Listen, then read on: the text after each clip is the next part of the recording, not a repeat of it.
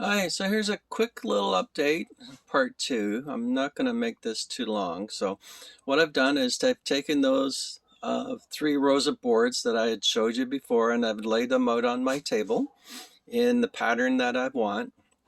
And I'm going to take a good amount of time to lay out the wood so that, I get a nice sort of look to building the blocks together.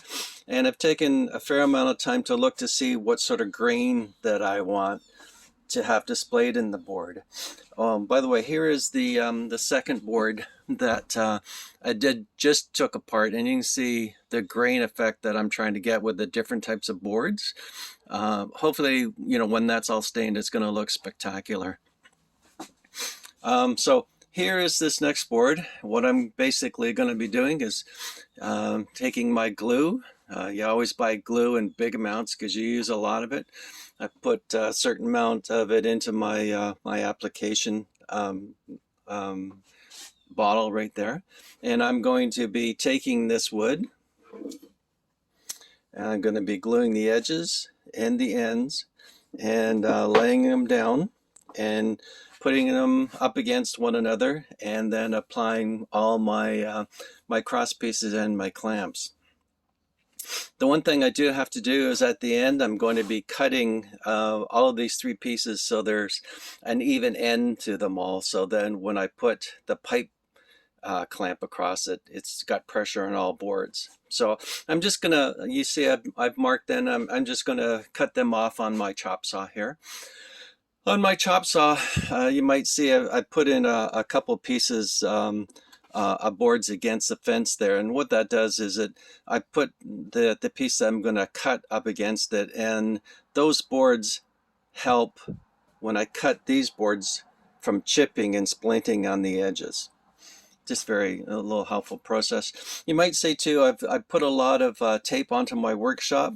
This tape, there's going to be a lot of squeeze out of glue coming out the bottom. I don't want this glue to harden all over my little workbench.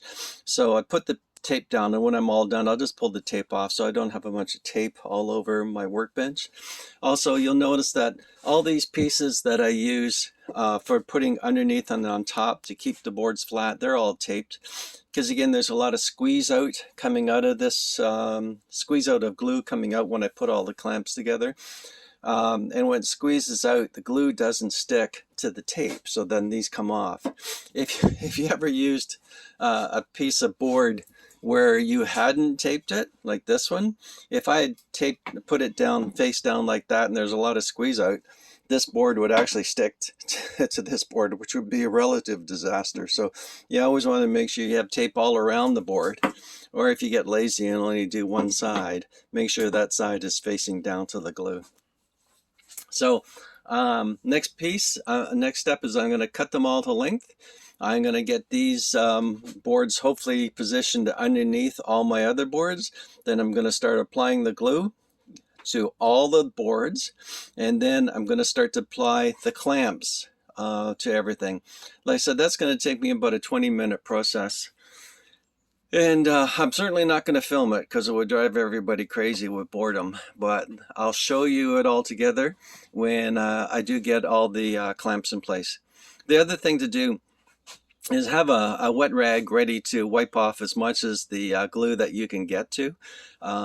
It's always best to try and get as much off with a wet rag rather than trying to scrape it off with a chisel or sand it off later on. Okay, so there you go. I've got that piece laid out, and we're going to start to glue it all together. Thanks for watching.